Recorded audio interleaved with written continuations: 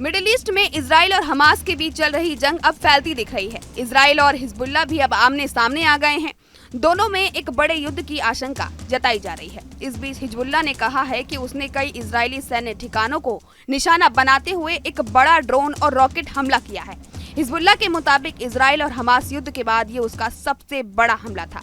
Hezbollah Iran से जुड़ा हुआ एक सैन्य संगठन है।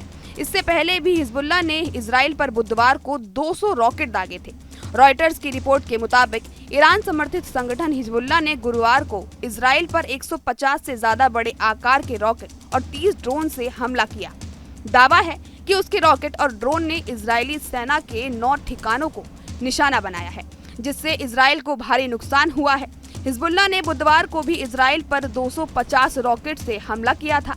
दरअसल इजरायली सेना ने हमले में हिजबुल्लाह के शीर्ष कमांडर अबू तालेब मारा गया था। उसी के जवाब में हिजबुल्लाह ने यह हमला किया है। हिजबुल्लाह ने कहा है कि बदला लेने के लिए यह हमला किया गया।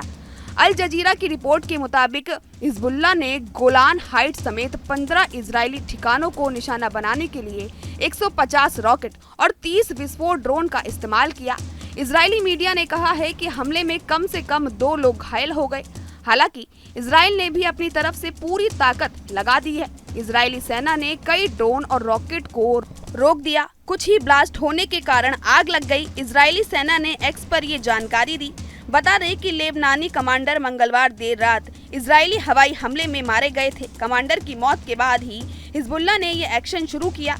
इजराइल में दक्षिण लेबनान के इलाकों में बमबारी करके और हिजबुल्लाह के ठिकानों को निशाना बनाकर जवाब दिया था। वहीं उत्तरी गाजा शहर में आवासीय भवनों पर इजरायली हवाई हमलों के बाद कम से कम 14 फिलिस्तीनी मारे गए, जबकि हिजबुल्लाह ने इजराइल के उत्तर में सैन्य ठिकानों को निशाना बनाकर एक बड़ा ड्रोन और रॉकेट हमला किया। इजरायली बलों ने दक्षिणी लेबनान में घातक बमबारी के साथ जवाब दिया। अब सीमा पर संघर्षों की पूरी तरह जंग में बदलने की आशंका बढ़ गई है।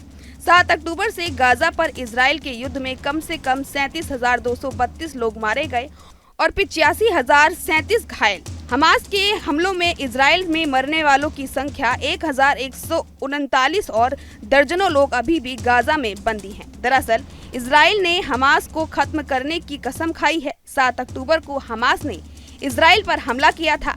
इस हमले में इजराइल को काफी नुकसान हुआ था। इसके बाद इजराइल ने हमास को खत्म करने के लिए पलटवार किया और युद्ध का ऐलान कर दिया। तब से इजराइल और हमास की जंग जारी है। गाजा पट्टी खंडरों का शहर बन चुका है। हजारों लोगों की मौत हो चुकी है। लाखों लोग बेघर हो चुके हैं। इजरायली हमले में हमास के काफी लड़ाके मारे जा चुके हैं। यही वजह है कि हमास अब इजराइल से युद्ध नहीं चाहता है। बीते दिनों संयुक्त राष्ट्र ने युद्ध विराम प्रस्ताव को मंजूरी दी। आपको हमारा ये वीडियो कैसा लगा हमें कमेंट कर जरूर बताएं। देश दुनिया की तमाम खबरों के लिए जुड़े रहिए हमारे साथ और देखते रहिए न्यूज़ स्टेट।